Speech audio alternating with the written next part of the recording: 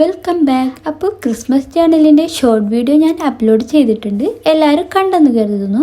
അപ്പോൾ അതിലുപയോഗിച്ച തിങ്സൊക്കെ എങ്ങനെയാണ് ചെയ്തതെന്ന് ഇന്നത്തെ വീഡിയോയിലൂടെ കാണാം. അപ്പോൾ ആദ്യം തന്നെ ഞാനൊരു ലെറ്റർ ചെയ്താണ് സാന്താക്ലോസ് എഴുതുന്നത് പോലെ എൻ്റെ ഡയറിയിൽ നിന്നും ഒരു പേജ് കീറിയെടുത്ത് അതിലേക്ക് ഞാൻ ലെറ്റർ എഴുതി കൊടുത്തു. ശേഷം ഇതിൻ്റെ 3 സൈഡിലേക്കും ഈ ഡിസൈനിലുള്ള സീസർ വെച്ച് കട്ട് ചെയ്തു. മറ്റൊരു വശം കൈ കൊണ്ട് കീറിയെടുത്തു.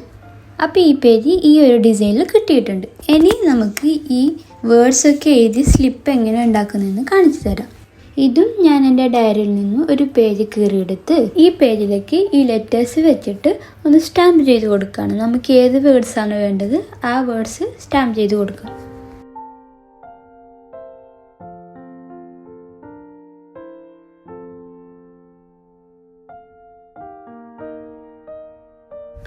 അപ്പം ഞാനിവിടെ ഡിസംബർ എന്ന് സ്റ്റാമ്പ് ചെയ്ത് കൊടുത്തിട്ടുണ്ട്. ഇനി ഈ ഡിസൈനിലുള്ള സീസർ എടുത്തിട്ട് ഞാനിവിടെ ഇതിൻ്റെ 4 സൈഡും കട്ട് ചെയ്ത് കൊടുക്കുകയാണ്.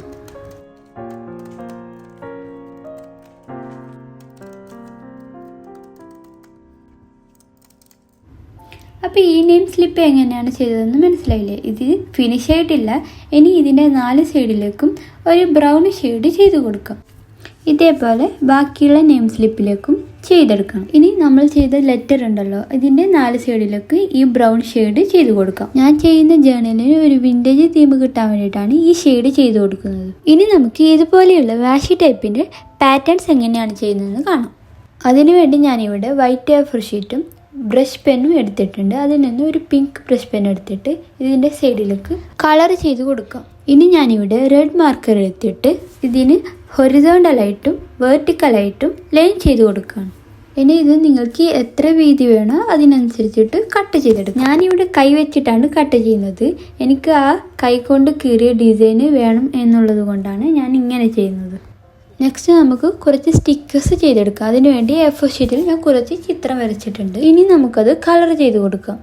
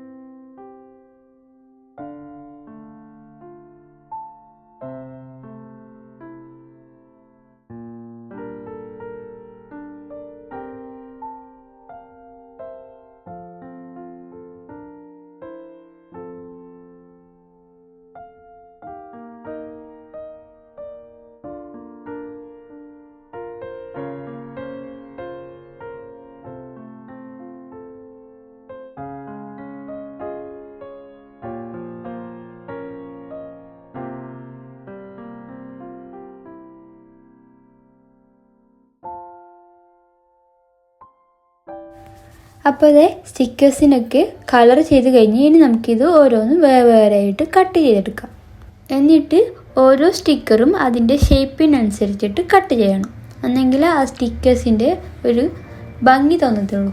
ഇതേപോലെ എല്ലാ പിക്ചേഴ്സും കട്ട് ചെയ്തെടുക്കാം. സ്റ്റിക്കേഴ്സായിട്ട് ചെയ്യുമ്പോൾ ഇതിന് മുകളിലേക്ക് ട്രാൻസ്പെറൻ്റ് ആയിട്ടുള്ള പ്ലാസ്റ്റർ ഒട്ടിച്ചു കൊടുക്കാറുണ്ട്. ഞാനിപ്പോൾ അത് ചെയ്യുന്നില്ല.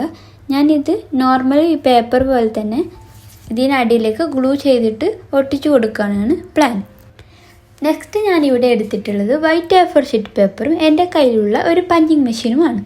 ഈ വൈറ്റ് A4 ഷീറ്റിൻ്റെ ഒരു സൈഡിലേക്ക് മുഴുവനായിട്ട് ഈ പഞ്ചിങ് മെഷീൻ വെച്ചിട്ട് കട്ട് ചെയ്ത് കൊടുക്കുകയാണ്. നെക്സ്റ്റ് ഞാൻ ഒരു A4 ഷീറ്റിലേക്ക് വാഷി ടൈപ്പിൻ്റെ ഡിസൈൻ വരച്ചു കൊടുത്തിട്ടുണ്ട്. അത് ഞാൻ ഈ വൈറ്റ് A4 ഷീറ്റ് പേപ്പറിൻ്റെ മുകളിലേക്കായിട്ട് ഒട്ടിച്ചു കൊടുക്കുകയാണ്.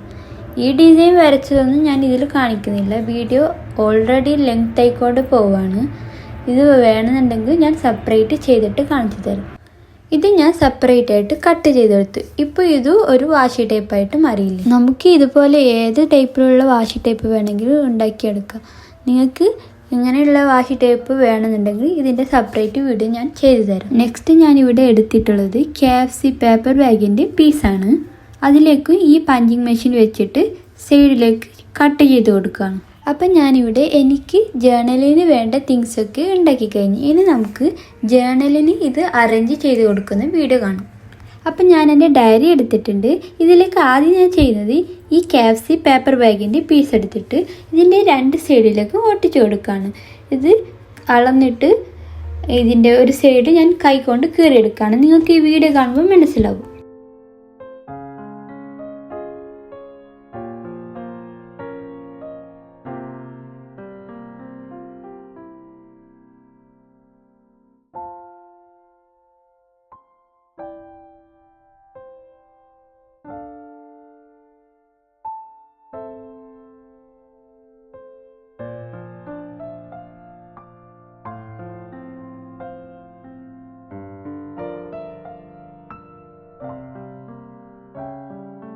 ഇനി നമ്മൾ ചെയ്തു വെച്ച ഓരോ തിങ്സും ഇതിലേക്ക് അറേഞ്ച് ചെയ്ത് കൊടുക്കുന്നത് കാണാം.